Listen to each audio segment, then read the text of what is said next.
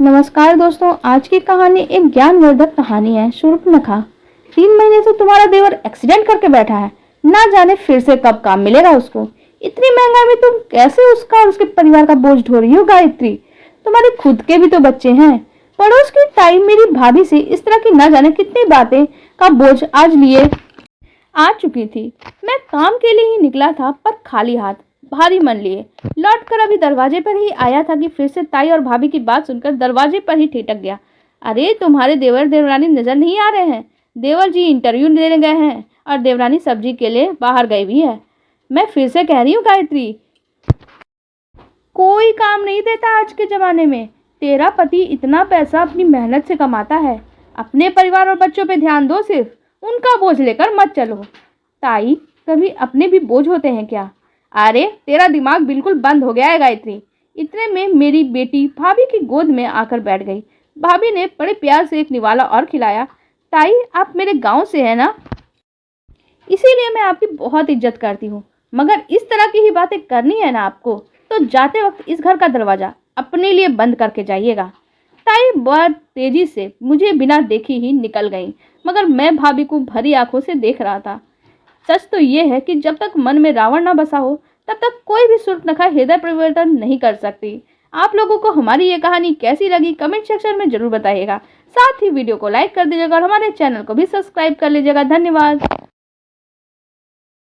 नमस्कार दोस्तों, आज की कहानी एक भावनात्मक कहानी है। थोड़ा सब्र कर लो, सब सही हो जाएगा। ये कहानी नहीं, एक सत्य घटना है जो हमारे जीवन में घटित हुई। मेरे पापा और हम हमारी मम्मी पापा की बुआ के साथ ही रहते थे। हम सब बहुत ही प्यार से रहते और सब एक दूसरे का बहुत ही ख्याल रखते। जब तक मेरे चाचा की शादी नहीं हुई तब तक तो बहुत अच्छा रहा, सब कुछ अच्छा था और सही भी चल रहा था। शादी होने के बाद घर में आए दिन लड़ाइयाँ होने लगी।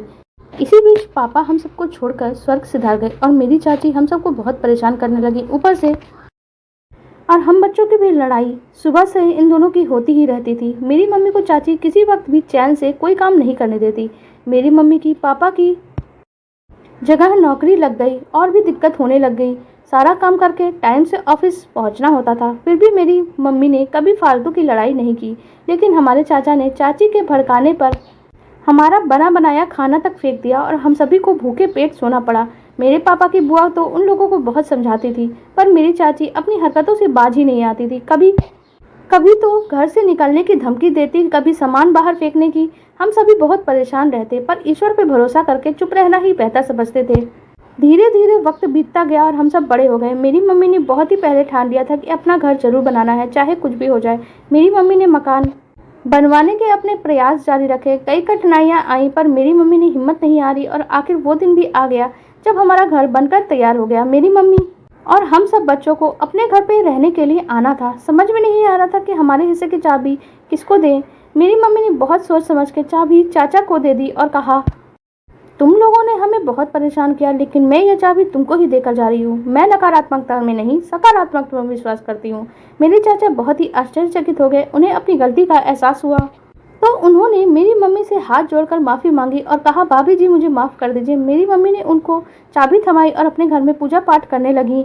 उसके बाद हम सब उस घर में आ गए। मेरी मम्मी आज भी जब याद करती हैं, वो बातें करते हैं हम, तो मन खट्टा तो हो ही जाता है, लेकिन मन में एक सुकून तो रहता है कि मेरी मम्मी ने उस वक्त जो भी किया वो अच्छा ही किया। अगर मम्मी ऐसे ही करती तो शायद मन में कोई गांठ रहता थी और ज़िंदगी भर दोनों तरफ से मन खट्टा ही रहता। लेकिन मेरी मम्मी ने उदारता से उन कड़ियों यादों को एक सही फैसले से मीठी यादें में बदल दिया। सारे गिले शिकवे भी मिटा दिए। यकीन मानिए, चाचा का पूरा परिवार लेकिन अब बर्बाद हो चुका है। चिराग जलाने वाला भी उस घर में अब कोई नहीं बचा है। इधर मेरी मम्मी की समझदारी और उदारता की वजह से आज मेरी मम्मी सुख और चैन से ज़िंदगी बिता रही हैं और हम सब भी बहुत सुख और चैन से हैं। आप लोगों को हमारी ये कहानी कैसी लगी कमेंट सेक्शन में जरूर बताइएगा। साथ ही वीडियो को लाइक कर दीजिएगा और हमारे चैनल को भी सब्सक्राइब कर लीजिएगा। धन्यवाद।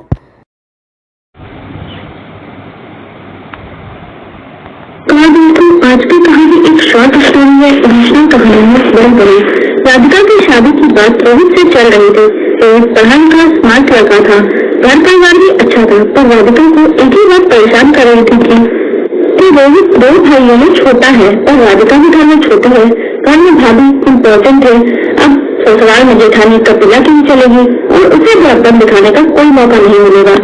राधिका इसी बात से थोड़ा परेशान थी। समय बीतता गया और शादी का दिन नजदीक आ गया। एक और राधिका के घर सरोवर पहुंच गई। कपिला सुबह सबसे पहले उठती, चाय बनाती, माँ बाबूजी को भी पिलाती और उसके बाद बेटे को उठाती, स्कूल के लिए तैयार करती। तब तक पति कमर भी उठ जाता। वो दोनों साथ में चाय देते। राधिका और रोहित पेड़ सीखते तो कपिला उनको बाद में चाय दे देते। नाश्ता सब लोग साथ में करते और फिर ऑफिस के लिए निकल जाते। कपिला सारे घर और घर वालों का अच्छे से ख्याल रखते। फिर भी चेहरे पे कोई शिकायत नहीं आती। माँ भी नाश्ता क्या बनाऊं? बाई की आवाज सुनकर राधिका की नींद खुल गई। कपिला से पूछ ले, माँ जी ने लेटे लेटे कहा। राधिका सोचने लगी कि अब खाना पीना भी कपिला यानी जेठानी की पसंद का ही करना पड़ेगा। तुम्हें कपिला की आवाज है, अरे भाई तुझे कितनी याद आया है कि सुबह सुबह माँ जी को परेशान मत किया कर, मैं अभी आ रही हूँ। कहते कहते ही रसोई में आ रही। राधिका की शादी और घूमने फिरने में कैसे कैसे एक महीना बीत गया और एक दिन डोरबेल लगी तो राधिका ने दरवाजा खोला। सामने 2-3 औरतें खड़ी थी। नमस्ते। थोड़ी औपचारिक बातचीत के बाद वो बोली, बड़ी भाभी को बुला दीजिए। ये सुनकर राधिका मन मारकर रह गई। कपिला आई और वो ऑर्डर बोली, कल मंदिर में शाम 4 बजे से पूजा है, आप सभी को आना है और आपका सहयोग चाहिए। कपिला ने उन्हें पैसे दिए और वो चली गई। राधिका सोचती रही कि माँ जी से ज्यादा तो यहाँ कपिला से चलती है, तो यहाँ मेरी कौन सुनेगा। ऐसे ही 2-3 और महीने बीत गए। फिर एक दिन राधिका ने माँ जी से कहा, मम्मी पापा की याद आ रही है, 2-3 दिन के लिए मायके होके आती हूँ। माँ जी बोली, पहले कपिला से बात कर लो। ये सुनकर राधिका का तो खून खोल गया, पर वो सामने से कुछ बोल नहीं पाई। कपिला शाम को चाय बनाते हुए राधिका से बोली, अगले संडे मेरे मम्मी पापा की शादी की सालगिरह की पार्टी है, तैयार रहना, हम सभी को वहाँ चलना है। राधिका बोली, आप अगले संडे तो मैं मायके जाने की सोच रही थी। हाँ चले जाना पार्टी के बाद। कपिला चाय छानते हुए बोली, पर रात को काफी देर तक नहीं हो जाएगी। राधिका धीरे से बोली। कपिला शरारती अंदाज में बोली, तो क्या हुआ, रात में होटल में रुक जाना और सवेरे मायके चले जाना, एकदम ऐसा कहते हुए जोर से हंसने लगी। राधिका अपनी जेठानी की हंसी से बिल्कुल कंफ्यूज हो गई थी कि भाभी बोल क्या रही है। तभी कपिला ने बताया कि तुम्हारे मम्मी पापा भी आ रहे हैं, मेरी उनसे बात हो गई है, पार्टी के बाद वो तुम्हें अपने साथ ही ले जाएंगे और कुछ दिन बाद जब तुम चाहोगे तो तुम्हें लेने आ जाएगा। कोशिश करना कि लौटने का प्रोग्राम संडे के दिन बने। रोहित को ऑफिस में इम्पोर्टेंट काम है, छुट्टी नहीं ले पाएगा। भाभी की बात सुनकर राधिका मन खुश हुई और बोली, भाभी मैंने आज सुबह ही माँ जी से मायके जाने की बात की थी और इतनी जल्दी सारा प्रोग्राम सेट भी हो गया। कपिला बोली, अरे बुद्धू, तेरा उदास चेहरा देख पिछली हफ्ते ही मैंने माँ जी से सारी बात कर ली थी। रोहित को छुट्टी लेने में प्रॉब्लम थी, इसलिए पार्टी के साथ प्रोग्राम क्लब में कर दिया। राधिका जी बड़ी बहू से ईर्ष्या और घर की बड़ी बहू न बनने का जो मलाल दिल में लेकर बैठी थी, आज वो दोनों ही दिल से निकल चुका था और उसकी जगह बड़ी भाभी के सम्मान में ले ली थी।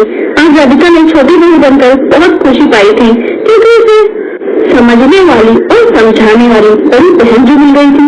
बड़ी यहाँ ससुराल जाने से पहले कई तरह के सपने देखते हैं, सपने देखने में कोई बुराई नहीं है, पर सपने से पहले किसी के बारे में पहले से कोई धारणा बना लेना शायद गलत ही होता है। आप लोगों को हमारी ये कहानी कैसी लगी कमेंट सेक्शन में जरूर बताइएगा। साथ ही वीडियो को लाइक कर दीजिएगा, हमारे चैनल को भी सब्सक्राइब कर लीजिएगा। धन्यवाद।